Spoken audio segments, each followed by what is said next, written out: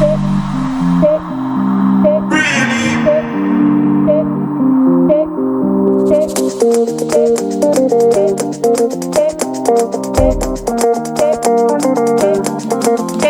morning, my neighbor. How are you doing? Are you feeling okay?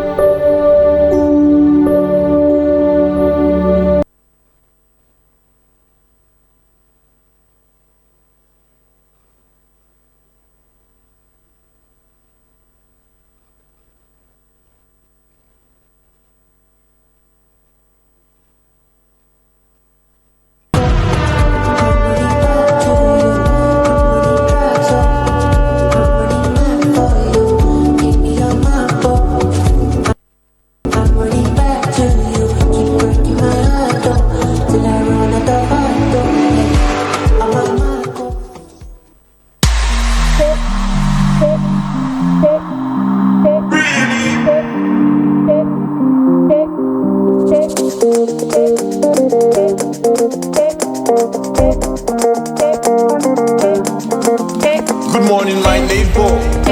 How are you doing? Are you feeling okay?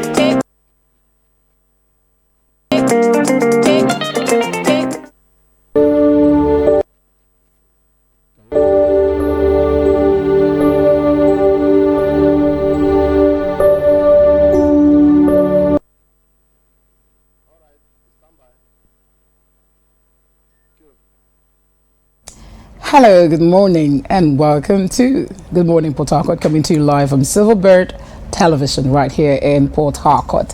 Wherever you're joining us from within the Niger Delta, we say to you, good morning. A lot happened in the polity over the weekend, and of course we saw the emergence of the People's Democratic Party presidential flag bearer, who turns out to be former Vice President Atiku Abubakar. Well, he came out tops in the primary. So much happened before that primary. We will bring you all the details about that. Well, today on the show, we have quite a lot packed up for you, and something very sad happened in Port Harcourt over the weekend as well. And one that we'll also be relaying to you is the stampede that killed about 30 people at the Port Harcourt Polo Club field, which we understand was organized by a church called King's Assembly right here in Port Harcourt. We'll bring you these and so much more. We also be bringing, of course, the headlines of the news, where we'll fuse the newspapers together with all the top stories. My name is Deborah Balama. Welcome to Good Morning Port Harcourt. We'll take a break. When we come back, we'll unveil it. I have an analyst with me in the house today. We'll also be looking at all this together right after this break. Stay with us.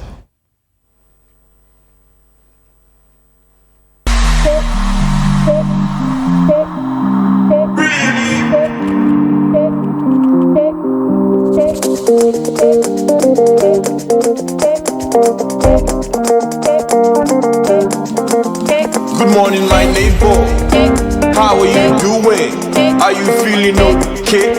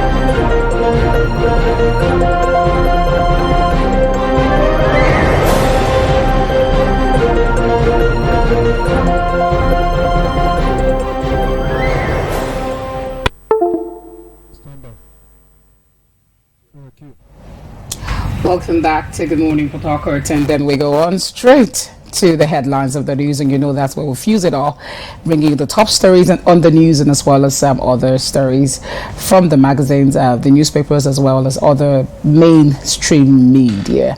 Okay, we'll go on now to the first story we have. We're looking at the Nigeria Tribune, where the headliner there says PDP presidential primary, fresh issues over north-south balance. Okay, and then we go on to give you more details on that. Articles emergence affront on south, and then they also explain further that PDP now a northern political party. This is what Yohaneze Ndibo is saying. Well, another buttressing on that story. You are a hero of the convention, you tells Tamboa, and then went on to also highlight the fact that it's time to uproot APC's bad governance. This one is coming from the presidential candidate of the People's Democratic Party, Atiku Abubakar, and well, there are discrepancies over the fact that Ayu is also from the north, and now you have a northern presidential candidate. There might be a situation where the PDP might need to re-look or have another look at their present ESCO. I'm talking about the National Executive Council, to restructure it so that it can suit the south and the north, since they were not anticipating that a candidate would emerge from the north. At the beginning point, they had been a tussle here and there whether it was going to be zoned to the southeast. Well, that didn't happen. On Saturday, a northern candidate from the northeast emerged, the flag bearer of the People's Democratic Party. So that might cause an adjustment in their party situation. You might have situation where the south might get the PDP chairmanship. Let's see how that plays out, but that is what is on the gear. And also there also talks from coming from the PDP on who is going to likely be Atiku's vice president, who's going to be his deputy. Well, people on the plate at the moment seems to be three major people that are being mentioned. Okowa of Delta State has been mentioned, as well as his should I call it his first runner, because in election there's no first runner up actually. You either win or you don't win. Anyway, we get some Wike, the governor of Rivers State, who had so much energy that he was going to win, but turned out to be second position. It's also penned down to likely be the VP. And then also there also talks that Babio, I beg your pardon, that got Emmanuel Udom of Akwa Ibom State is also mentioned. Oh, well, we also hear that the present party national chairman, Ayu, is also being mentioned. I don't know how that's going to pan out, but let's just look at it very well, and then we'll get to, of course, follow up on that and know how it plays out. Okay, we'll go over to the next paper. And what do we have on the next paper this morning? We have from The Guardian. And on The Guardian, as their major headliner, APC ticket, Buhari disowns Jonathan's presidential bid. Well, if you go further to read that story, I took interest in that headline and I went in deep. They didn't quite quote anywhere where the president has said this. It was just an underground report coming from The Guardian that seems to feel that Jonathan has warned his media aides to stop taking pictures to showcase and show that he has some alliances with Jonathan, I beg your pardon, Buhari has warned his oddlings to stop taking pictures to show that he has alliances with Jonathan, but we did not hear where Jonathan said that, or neither did Buhari say that, to say he was to stop taking pictures with either with themselves. I don't know. So this particular story is coming from The Guardian, perhaps from their underground investigation that is not really, you can't hold on to it because that's not an official statement from the president anyways.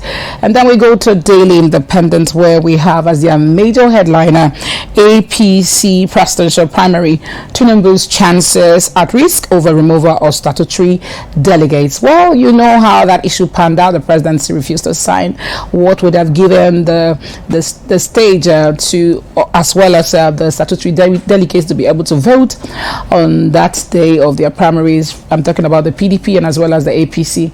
Well, as it stands now, the special delegates, I won't be shocked if by next year you have people campaigning and doing flyers to be special delegates, because the whole news around it of how special they have been treating them. I mean, who wouldn't want to be a special delegate at this time in the country? Well, this could also hamper Tinubu's chances, as it is believed that his grounds are from the House of Rep and Senate. That he has quite a lot of people there who were going for support, for his support and all that. So he might not have that hope, but this could just be the impression of Daily Independent. And then we go over to the next paper where we have The Nation. The Nation says, presidency, Buhari not part of plot to draft Jonathan into race. This is also coming from the heels of the fact that there had been speculation that is some top cadre people in the north who have been looking for a way to, sneak in Jonathan and ensure that he gets it. Well, they've been pushing for him and they've been trying to cajole the president. This is what speculations say. Like I said before, it's not official.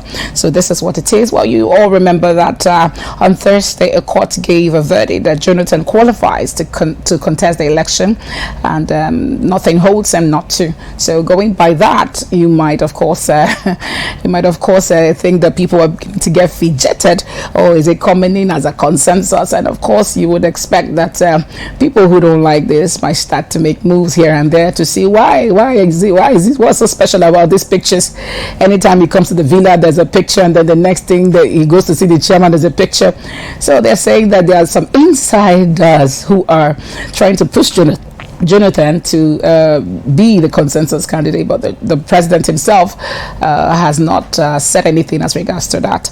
We'll go to Daily Trust, where the major headliner there says 2023 presidency, APC weighs option as Atiku shops for running mate. We already ran through the options that could be in front of the candidate of the People's Democratic Party, the presidential candidate of the PDP.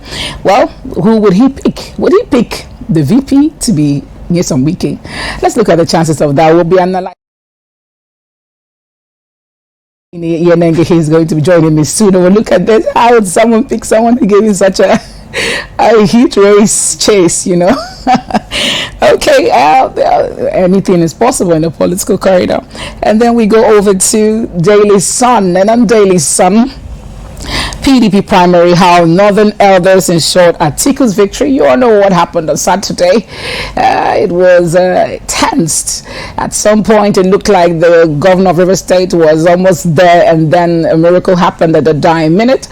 Tapuwa, the former Speaker of the House of Representatives, as well as the present governor of Sokoto State, stepped down for his presumed brother to have the field day, and where you can see Atiku winning that with over 100 margin between him and Nyesom Wike, who scored over 230 something votes, while he scored over 300 votes to clinch that. Well, that was the miracle that happened, and he seems to be the hero of the day for the Northerners. They have been, I saw Dino Malai in a clip. Even though he failed his own election, though, he was so happy, and I saw him lift Tambawa up, and well, it was quite to see. They've been actually looking at him as the does Wike feel about this, because that is his supposed friend, the one that he stood ground for in 2019 when the convention, the People's Democratic Party presidential election, took place in River State. He even voted and showed it to everyone that he voted his friend, and he stood on the ground to ensure that Tambawa won that election. However, he didn't win. He lost still to Atiku Abubakar. Well, I don't know whether that friendship has gone sour. Anyways, all right, we'll go to the Guardian, and then it says APC ticket, Buhari disowns Jonathan. Okay, we'll send that, and then we'll go to the next paper. What do we have here? This one is coming from Daily Sun, and on Daily Sun it says PDP primary, how Northern elders ensured Atiku's victory. Still talking about how Tambawa was, we don't know what Tambawa was offered. What could they have offered him? I keep asking, what could they have offered him? Because I know that he had his grounds and would have, of course, shared quite a chunk of the vote with Atiku Abubakar, which would have kept perhaps Nyesom Wike, who got some from the north as well. We hear that some southern states did not vote Nyesom Wike. However, we heard that he got some votes from the northern side as well. Well, I don't know what they would have offered him. Let's go to the next story. And right here we have from Vanguard. Vanguard says, PDP, Wike, Okowa, Udom, Ayim on the cards for VP slot. Would they be giving to Ayim, who is from the southeast? Will they be given to Udom, Okowa, Wike, who all hail from the south? Well, I hear that they are waiting to also see what the APC presidential candidate, who the person would be. When they find that out, it will help them know where to key into their strength, because if it is going to be a southerner, then they might not likely give the VP ticket to the southerner. It might be tilted towards the west, which would give them a hold of the west. That's what their calculations are showing, but this is what analysts say might happen. So they would wait a little bit to see who wins the presidential election for the All Progressive Congress to be able to know who would get the vice president's position. And then we'll go to national economy, where it says SMEs turn to cooperative societies for funding. This is a serious one. Okay, you know that the small medium scale businesses have actually been suffering quite a lot in Nigeria, as it's always been a talk of war to access funds. I'm talking about funding from government and then government parastatals like the Bank of Industry. It's a whole lot of process, I bet you. And then of course this headline says they are now turning to to cooperative societies to help them for funding their businesses. And then we go over to another story right on the national economy, which says Nigeria to enjoy preferential trade access to U.S. market.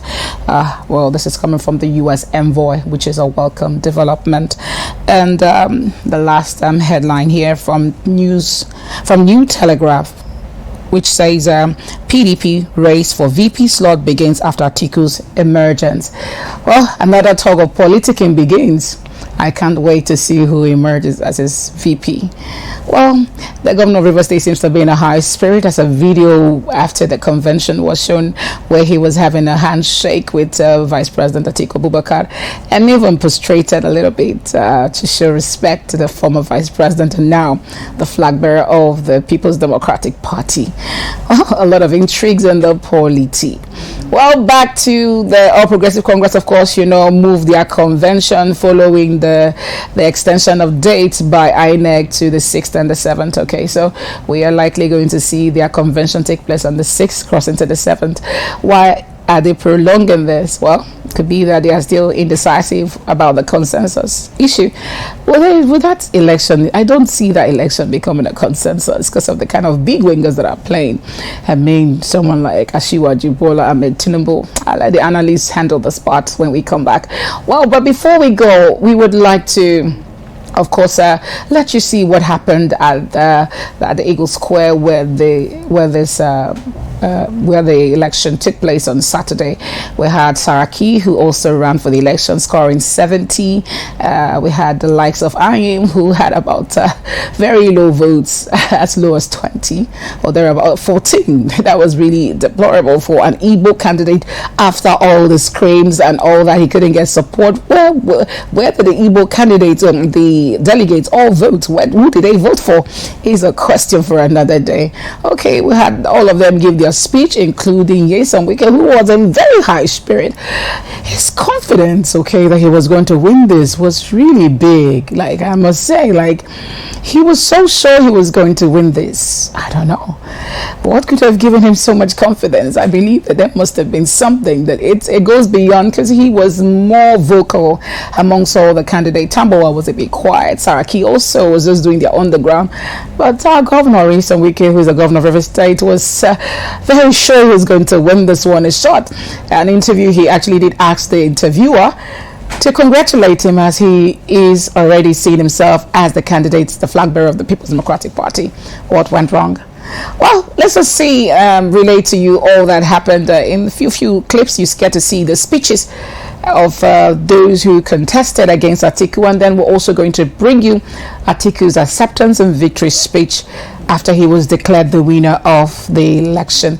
All right, we'll take a break and show you that. When we come back, I'll be bringing our analysts, and then we'll talk about the primary, as well as the sad news that occurred in Port Harcourt on Saturday, when a church who, out of benevolence, wanted to just be good.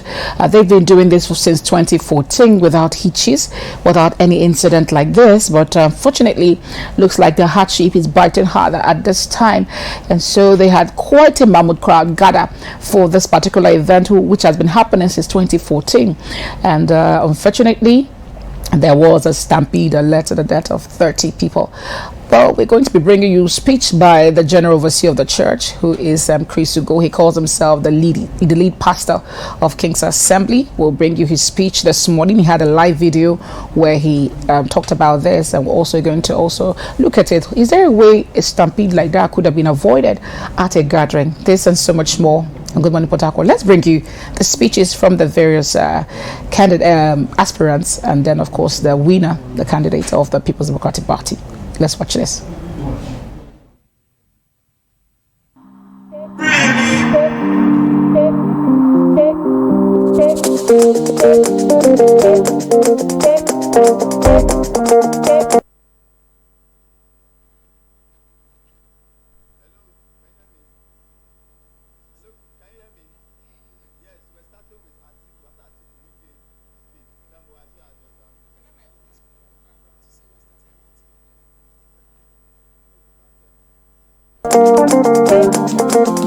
Good morning, my neighbor. PDP. Okay, so we're going to be starting with the winner of the PDP primary, Atiku, former President Atiku Abubakar, to give us his victory speech. We thought we'll start with him, and then we'll also get to see what the other ones had to say before they lost. We'll be right back. Let's listen to this. PDP. PDP. PDP. Power over there. Your Excellencies, distinguished delegates, distinguished ladies and gentlemen, first of all, let me congratulate our great party, the PDP, for organizing one of the most orderly conventions in the history of our party.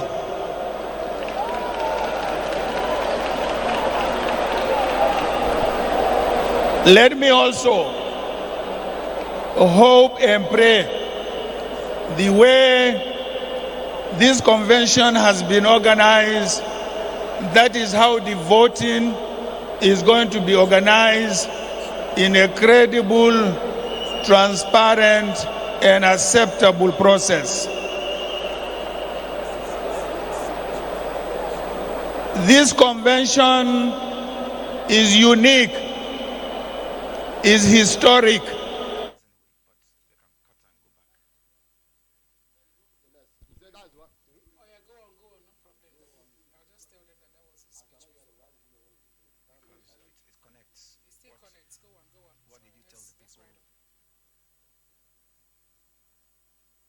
To give our great party the opportunity to take over government in this country and the states. Therefore, distinguished delegates, I want to appeal to you for unity in this party. No matter the provocation, no matter the sabotage, no matter the discrimination that may be meted out to you, all these are temporary. The most important thing for us is to unite to make sure our party wins in the forthcoming elections.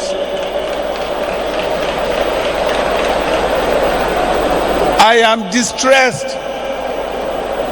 to have read that a number of our party officials have felt frustrated, has felt excluded in the processes that have taken place in many states in the country. I want to appeal to those who are angry, who are frustrated, who feel discriminated. I want to appeal to them to bear with the party. It is a matter of time. They say there is no condition that is permanent. So, God bless you all. Thank you very much.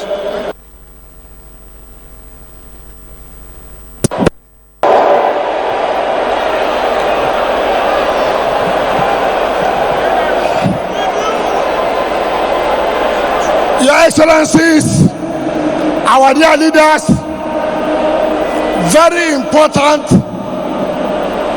delegates today, gentlemen of the press, ladies and gentlemen.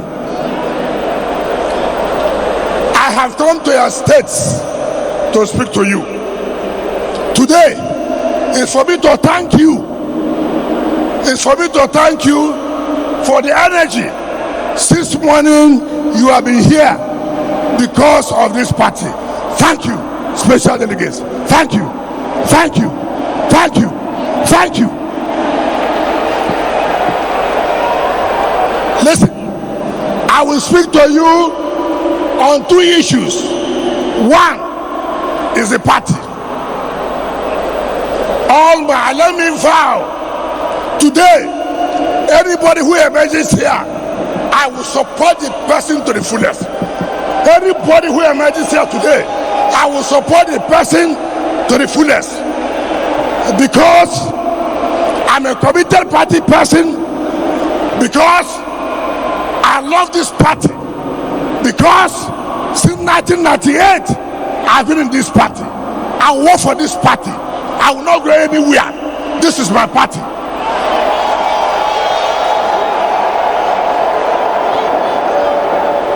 Secondly, if I emerge today, every state that has a problem, it is my duty to make sure the party is united.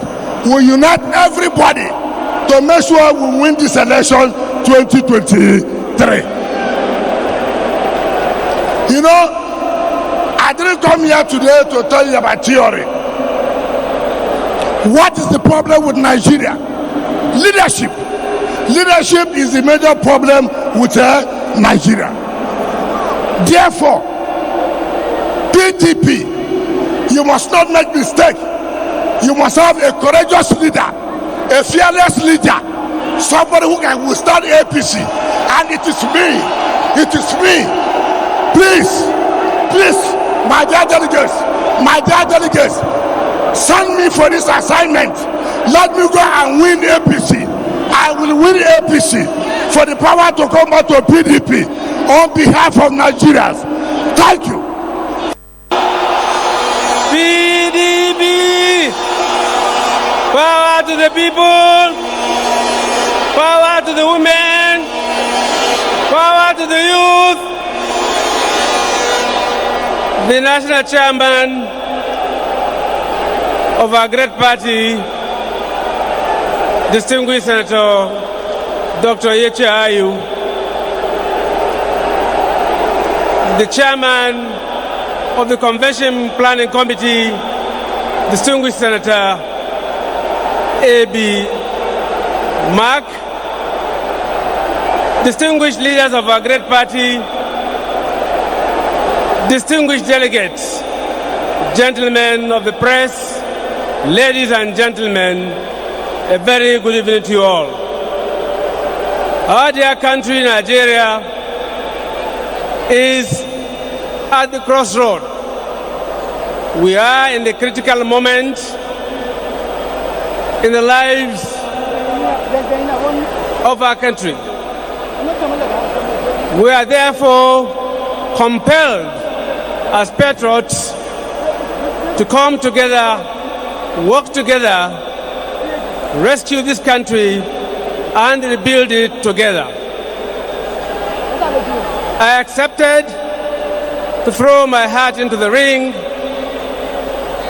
following consultation with various strata of the people of this country, believing that by the grace of God, I possess the qualities, the experience, and necessary intellect required for the discharge of office of the President of Nigeria.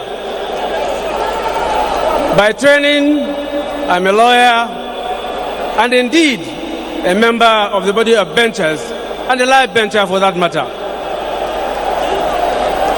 I have been in the legislature in the House of Representatives for 12 consecutive years uninterrupted, and I rose to become the Speaker of the House of Representatives of this great country of ours.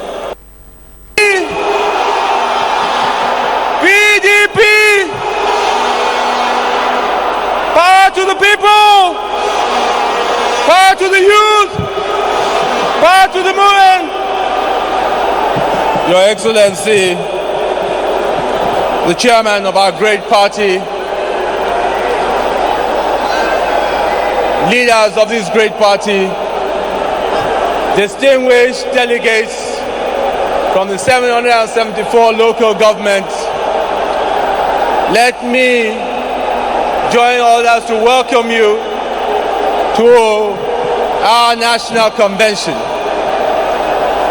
Let me also commend the efforts of the convention committee led by my own boss, David Mark. Through him, let me commend all the members for this well-planned program. Distinguished delegates, we're here today at a defining moment in the history of our country. A defining moment because when we think about the events that are happening in our country today, for decades we will say it had never could have happened. But today we're here. We're here at a moment of decision. A moment that we must choose hope over hopelessness. A moment that we must choose peace and security over fear and terror. A moment that we must choose unity over disunity and exclusion. Distinguished delegates, as we stand here, we ask ourselves, what is our role? We are only 774 delegates, but the destiny of 200 million Nigerians is in your hands. It's in your hands. Okay, you're welcome back to Good Morning Port Harcourt, and we just listened to all the aspirants, and of course the first person who spoke there eventually emerged the candidate of the People's Democratic Party. With me this morning is a political and public affairs analyst as well as a broadcast journalist, Biabaka Iyenege. Good morning. Good morning, Debbie. How are you feeling? I'm very well. Having Atiku Abubakar as the presidential aspirant for PDP. So you have a candidate to vote for as a president. Okay, is that 2030 what? When is that going to be? 2023. So 27. Yeah. You actually saw what happened on Saturday, and saw how it turned in the table, the table side of Atiku eventually. Did you at some point feel that it was favoring Wike? Well, by the charisma, the ambience, because he excited the whole air, you know, and he's a kind of person, the diplomats would say, he exhibited some air of diplomacy. By the definition, the diplomacy is turning the nastiest thing into the nicest thing. And then a diplomat is one that will tell you go to hell, and the next minute you start thinking of how to go to hell. You know, he made it look as if he was there, you know, which is good. He's a good salesman. But at the end of the day, I think the chips got down to when the chips were laid down, it was Atiku that took over. But I like his sportsmanly speech, just before they voted, that whoever wins, he will support to the latter. Naturally, Labinda, maybe he would have been aggrieved, because before they went, he was saying, "I've worked so much for this party. It is now like it is time to pay me back," quote and unquote. So I like that spirit. It means that, yeah, he says he's not going anywhere. So he's there. He's going to support Atiku all the way. And then people are also insinuating that he may be picked as the VP. And do you see a possibility in that? On one hand, yes, because he brings a lot to the table. And winning is about synergy of resources, wherewithal, know-hows, power, people who can make things work. So I think that by the force he commands, Atiku and the rest of the party elders, maybe they say, okay, and he's a force in the Niger Delta, and they need the You are saying power. So I don't know. He is a force. I don't know. No, it's undeniable. I don't know that. I don't know that. Okay. I mean, of course, he controls the state. Yeah. And he controls the budget of his state, and so he has the funds. So beyond that, he has the funds to. He has the funds to, and of course, if you have the funds, politics, if you have the funds, it's easier to control force. Yeah. You will know you control force when you're not in office, and people like someone like VP Vice President, former Vice President Atiku Abubakar, who has left office since what year?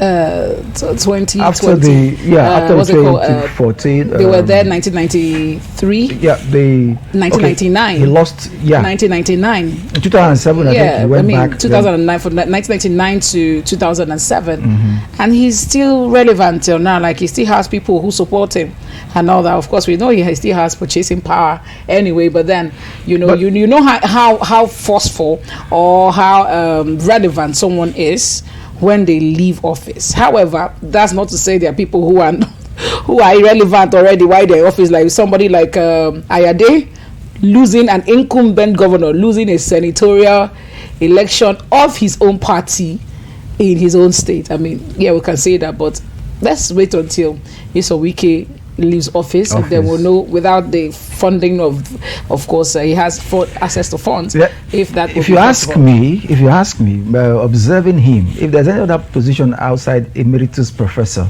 in politics, I think I'll give it to him, because he's been there since, like you said, since I think 1998 till date. He's gathered so much experience. He's not a passive; he's an active player. He's a strategist, as per what you call, quote unquote, a field marshal. Because he knows what to say and how to say this thing looks like. Even actions, strategizing. He may be erring in some fundamental ways, but on the whole, like for instance, when he came in during his first tenure to vie for the governorship, and naturally the feeling was that he may not make it because the odds were against him, and then he negotiated every gubernatorial interest from the various regions of River State. He negotiated them, and the next thing you knew, everyone was supporting him. They gave him the way, and that sent a message to me. If it's in politics, power, all through history, when your fellow men are competing for power, it's not an easy thing. Then to go and be able to negotiate each and every one to say, okay, go, let's support you. It takes skill. It's not an ordinary thing. Okay, but let's look at it from this way. If you think he's such a fantastic negotiator, how come his brothers from the south did not align with him? I'll give you an instance. He has issues with Edo State governor. He has issues with Okowa. He has issues with almost virtually all his colleagues. Have had one issue or the other with him where they did words banter. Now, if you look at it, in the case of the North, you saw that what gave Atiku the victory was a 9-minute, step down of Tambowa, his Sokoto brother, I beg your pardon, who stepped down for him and gave him his vote. Now, if we had a situation where there was synergy, as you have said, he knows how to strategize. Why I told you that you're the one who knows about him being the force, I don't know, because the tables are placed, and I'm going to look at it analytically from what I have in front of me. Udom could have stepped down for him, because of course Udom knows that he didn't campaign, And from the look of things, one will ask, was Udom willing to win? Because Udom did not campaign. Was it just to make sure he doesn't give his states to the governor in some WIKE'S side, so that they don't say, oh, you gave it to the north? Is that why he ran? I don't understand, because he had just 38, which obviously must have been delegates from his state, maybe one or two other friends that voted him. Now, yes, we may not be able to explain the crux of their personal decisions from what they perceived from their points of perception, okay, for the actions they took. But on the whole, yes, you say yes. If it's in terms of if he's a good negotiator, why was not able to negotiate these other persons from the region? Yes, there may be variants for different reasons. At some point, some persons perceived him to be wielding his power excessively, maybe by the way he talked, the way he carried himself, and all that. And those kind of things. There could have been some elements which some persons saw as men. After all, some of the governors fell apart with him from the southeast too, that even came to commission his projects. After commissioning, they went back and they quarreled, and for one or two inner reasons that we may not be privy to, which on what basis they may have. It had been about the control of the party. It had been about the control of the party. Yeah, some said and the fact that he boasted of being the one that installed the governor of Edo State. The issues is how do you keep boasting of being the ones to install people in their various states? And if they saw it as okay, there are categories where they had said he would boast of these things as though he was trying to sell himself as the most powerful. And like when you work in a place and you're always wanting to boss over your colleagues, the day you're absent from the office, they won't cover up for you, and your boss will get to know, the overall boss will get to know that you're not there, because they've already seen you as someone who doesn't want to align, who wants to always feel like the boss. So he can be absent. Obviously from his utterances and actions, he may have offended those persons, and I know that and I don't know the side because I'm not in him, but I want to also look at it from a neutral perspective, that he may not have intended to hurt them and to irritate them and to put them away, because of course he needed and still needs the united front from the Niger Delta. But unknown to him, power, they say sometimes power is an opium, it's an intoxicant, and when you are under the influence, you may not know what you're doing. So I'm sure that too is possible. Let me not say I'm sure again. It's possible that after all these political brouhaha, he may sit down and retract all the things he said and even go and extend hands. I see him as someone that is a jolly good fellow, who is friendly and. Okay, but that there's a saying that words, when they go out, they cannot be reversed. Words words are like swords. They cut, and then when they cut, they've cut. Anyway, let's. But the word sorry, I am sorry. Okay. I mean, there was a whole lot of healing. I am sorry. I apologize. I didn't mean it. Yeah. Okay, but let me go further. As you're talking, I just remember Muhammad Ali. He was one of the boxers that came and used his mouth so much and ranted so much, offended so many persons. But one of his arch rivals then was George Foreman. But after the whole thing, they ended up as friends, and they even took pictures towards old age before he died. Like friends, and he apologized. So those things were just at the spur of the moment. Just the excitement of the whole euphoria. So this could be the whole spur after the whole day. So boy, how far they will shake. After all, PDP APs, as somebody said, is one still in the same 10 and 10 pence. They were all PDP, Okay. And some people even say they still meet, at their cool joints. So, all right, well, but let's go deeper into the PDP politics at this time. If you look at the arrangements now, it looks as though the North has both the party leadership, presidency, and of course presidential candidate, as well as the party chairmanship. So do you see a situation where the party might want to reshuffle this and switch the chairmanship to the South? Politics is about interests, and the goal is about power, who dominates. And to carry everyone along, naturally the principle is fair sharing, because the moment they say when dog bite throw dog, the other one throw the other one, then I play. But if only one they throw one, then it don't become fight. So I think naturally the party in their wisdom, the elders will come together to say, okay, let's balance this thing. Otherwise, the moment this other group perceives that it is tilting just to one end, this group may be aggrieved and may break away or may weaken the party.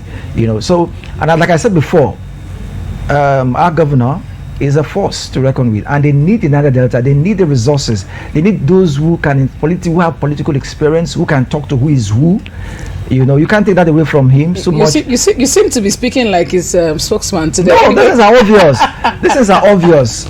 It's okay. Mike, you need to tell anybody, Mike Tyson, if he blow you one, you go. Okay, but let's just look at. You keep saying he has the force. I want to go deeper now, because you're piquing my interest to want to find out how much is this force. Really? Yes. Let's go deeper into this force. You say the governor, no doubt, is a good politician, knows how to navigate. But let us look at the force you're talking about now. From all the looks of things, there were rumors at some point the EFCC had to storm the venue of this Congress because of the allegations of so much dollars flying around. You know how much they paid each delegate. Well, it was rumored that they paid. Didn't know. It was rumored that they paid quite a lot. As a matter of fact, there are videos of delegates throwing parties, buying new cars, everywhere in social media. Dollar was scarce. Though we don't have, it was very scarce. So we don't have proof to this, but there are allegations that there's actually no smoke without fire. Do you think that he would have gathered up to that amount of votes if it was a properly free and fair election? Like if you say there was no vote buying at all, which you and I know that must have happened somehow, even though we don't have the feelers, but right there, delegates have even spoken anonymously to journalists, saying they were paid, for the process. Do you think you can get such support on a situation where this election was made to be free and fair for everyone to vote? No and yes, on the basis of idealism and realism. Idealism is the question where we've been saying the law, our electoral system and the law tries to put some restraint on money politics, because money politics breeds more corruption, because you will need more money to spend, to get the power by spending, not by the true vote of the people. And so when you come in, you want to recoup your money and those of your investors. So the cycle of corruption continues. No, I asked, do you think he would have had the support he had? I answered you. I said idealism and realism. I said no and yes. Now, when I said no, if that were to be the case, where we had instruments and establishments, the FCC come in there like someone was analyzing. It's a shadow of itself. It's chasing shadows, because these are like sometimes we discussed here. These are individuals that are in the public glare. They're not secret persons. Their activities are not entirely invisible.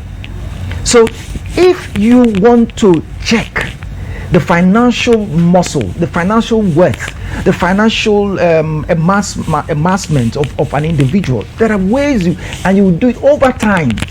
If, for instance, EFCC, that thing you're coming there, what will you see? Is what they show you, you will see. But if you want to trace the man, let's say you pick candidate X and you begin to profile him from the onset, everybody around him, if you do that diligently, and if the persons, because the people that make the system valuable, the people that make the system work.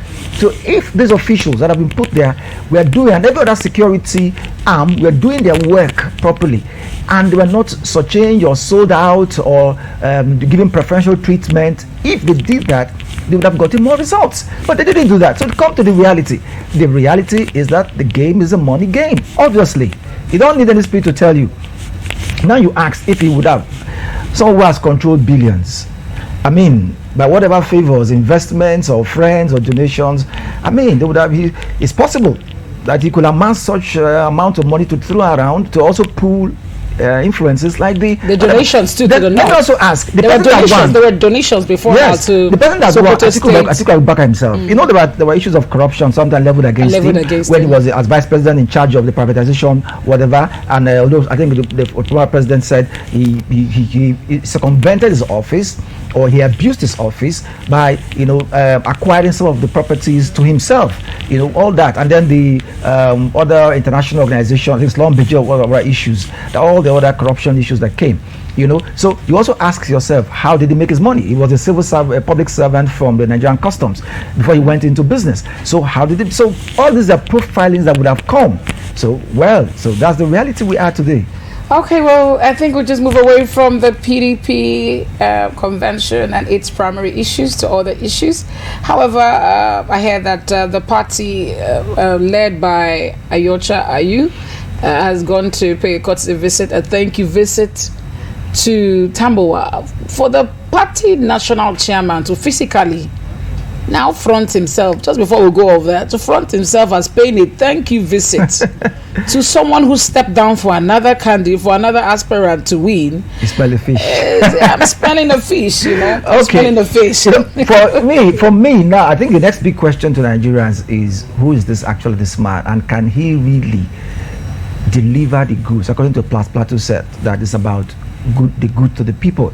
Okay, on some of the things, ideologies around him are our federalism. He has been preaching about reconstructing, true federalism, and inspiring, and it was even recently given an award, okay, for that, as called Hero of Democracy. Now, we also have on education. One of our bedeviling issues in Nigeria, fundamental error, is the way our education has been managed, and he has gone ahead not only to support. I think there was something he said he would even increase salaries and all that. Yeah. He has also built a model of the American University of Nigeria to show that, look, this is how it was, having gotten the experience from outside. So is it possible now? The question is, will he extend it to the whole of Nigeria? By the time he becomes the president, will he also revisit? Because this restructuring has been like a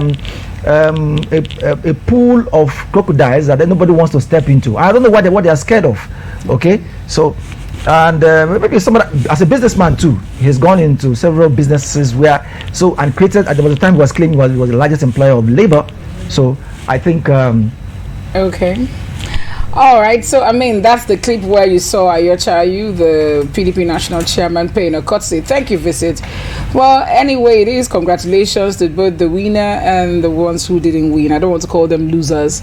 Congratulations to the River State Governor. It was a good outing. I mean, it was a good outing. So I even gone to that level. It was a very good outing for him. Congratulations to him, whichever way there's but sorry, before we sign off, there's one more thing that came into my mind. We're going to talk about we're talking about the, I want us to talk about the issue of the stampede. No, just once, very quickly. The issue of direct and indirect delegates, because someone was just talking about, and I was thinking about this morning, because at the end of the day, if you bring few men together, still talking about money politics, they are bribable, quote unquote, there's any word like that. You can bribe them. But if I think they allow the people, it may be complex, straight. I think they should formulate that you should just straight. The people line up with this person, they vote for him at once, and they go. It's a straight race for everybody. You're talking about the A4 formula. This pattern of direct, indirect, where you have to nominate some person, because they go in there. These few persons, like let's presume hypothetically that they are giving X amount of dollars. Is those few persons there? You understand me? That would, and it still goes. It's easier if you have 300, 1,000 people. You can call them together and settle them. But if you have a whole lot down to the ward, it's almost impossible. So you're thinking an A4 formula? I think we'll have to go off now to, of course, show the stampede. Of course, on Saturday at about 4:35 a.m., reports reached us from the Polo Club that there had been a stampede there, and what basically was said to have happened is the fact that the King's Assembly was organizing a charity event called Shop for Free, which has been happening yearly, and this time around, the crowd that gathered sort of was too much to handle, and they didn't have a preparation for that, and they had already arrived there even before the security team came. According to the church, we're still going to get the view of the people, maybe perhaps the relative of the victims or victims who survived it, to give us their own side of the story. However, that's what the church says. Let's listen to the General Overseer of King's Assembly, Chris Ugo, as he tells us what exactly happened on Saturday that led to the death of 30 Rivers residents. Just joining us that don't know what has happened. I serve as the pastor, and I also as the lead pastor, and also the founding pastor of the King's Assembly in Port Harcourt. And every year for the past, in fact, since 2014, we have always had our benevolence and outreach meeting over our city, Port Harcourt, River State. The idea was to just help the poor, the needy, change the conditions of people. The suffering in the land was way too much. It's one thing to wait for somebody to do it. For how long are you going to wait for somebody to do it? If it is not me, who should? We cannot do everything, but we can do something. One person whose life is changed is worth it all. And above all, Jesus commanded us to do it. So we were doing it since 2014. And every year, that has always been a blessing to widows, to the less privileged, to the weak, to the downtrodden. It had given hope. That's why we call it keeping hope alive. But this year, it was different. We're deeply saddened by the experience that people lost their lives because of the crowd that came as early. In fact, some people slept on the curb, on the coulter at the curb, just by the fence overnight, just to get something to eat. Just to get something to eat. And then team encourage people, pray for them. We began to reach out to the families involved since Saturday. We're in consultations with other people, and as meetings are being concluded and discussions are holding out, we're going to be passing information through TKA community handle and through the WhatsApp group. But don't forget that all things will work together for the good of them that love God. And you know, listen to me before I close this broadcast. Listen to me carefully. Listen to me. You know, sometimes people say they keep saying, what did we do wrong? You know, that this has happened to us. That this happened to us. What did we do wrong? How did this go wrong? What did we do wrong? How did this go wrong? This has happened to us.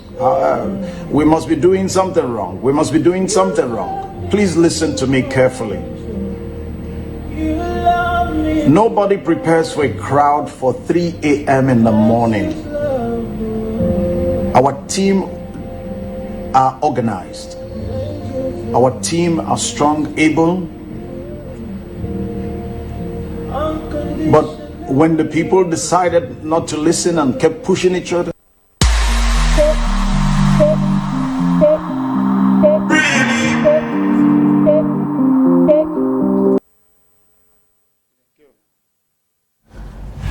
Okay, I mean, if you listened or if you watched that, you would have already heard that the intention was good. It was charity driven. So do you think that there was a way that that stampede could have been avoided, since the stampede even happened before the event began? Okay. Pastor Chris Ugo, very respected and highly revered pastor in the city of Port Harcourt for decades now, and it's not be associated with anything violent, anything has to do with casualties as this. And like he said, they've been doing this for several years, and this year's own beat their imagination. So you look at motive and opportunity in a crime. Yeah, the motive was good by the church, well intended, with on all intents and purposes to bless the needy in society as perceived by the church, which is Christ-like. Okay, so they did that. Now the opportunity was created by the church. Okay, now you ask the question: before, during, and after. Okay, before the program, how prepared were they? Because that has to bring the question: what is the crowd you are looking out for? Okay, they chose a venue. I think the Polo Club, which is big and aerated, big enough. How prepared were they on all fronts? Even the provision of what they call it, the first aid or ambulance to stand by, crowd control, security. Maybe one-on-one. The event had not started. No. All that I said before, you prepare for, you put in place. You're expecting people, so you anticipate developments and incidents, things that will happen.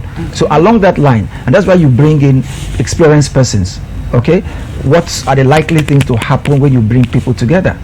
It's not that when you do an event, you go to some places, you even imagine, you see ambulance, you ask yourself, is anybody dying here? No. But I've gone to occasions where I've seen high and mighty, someone collapsing that came healthy, okay, and the person was rushed for medical attention, the person's life was saved. So these things happen.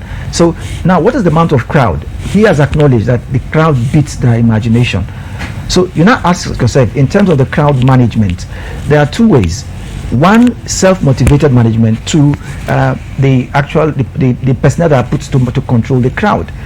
If you put a personnel that does not match or surpass the motivation of the crowd, they overpower it. That was what happened. Because you may want to control 100 persons and they say no, and they force their way in, they go they become rowdy. It gives you more problem to control them. I think that was what happened there. And then you ask yourself why. Now everybody has been saying it depicts the height of poverty in the land that calls for urgent leadership attention. Urgent. It's no urgent. Zero welfare for indigent people. I hear some persons travel even from outside the state. Children in that clips. Children in that outside the state. The children that I saw there. Please, no leader. Whether you're a local government chairman, you're a governor or president. That's why I on my program School of Thoughts we try to preach it. Don't go in there if you cannot provide. I'm sorry, we have to cut at this point. We're at the top of the hour. Sorry to cut you. We have to sign off at this point. Well, you saw what happened. It goes to say what exactly the economy is at this moment. Whatever be the case, we'll say to the families of those who lost their lives to take heart at such a time, and we hope that you get your voter's card to be able to vote in a credible government, and know that this time around it's not about party. Look at who you're voting, know who you're voting, so that we can stamp out such occurrences in the future. You have the future of Nigeria in your hands, and you can make it happen. You and I, go and get your voter's card. It ends today. Register to vote. Okay, well, that's what we can take today. See you tomorrow on Good Morning Port Harcourt. Like we told you, we are changing the name of this program, and it will take effect from Wednesday. So please, you will see another name. It's still the same show. It's still the same content, still from the same Silverbird Television. From me and everyone that made this program a success, have a beautiful day. See you tomorrow. Bye.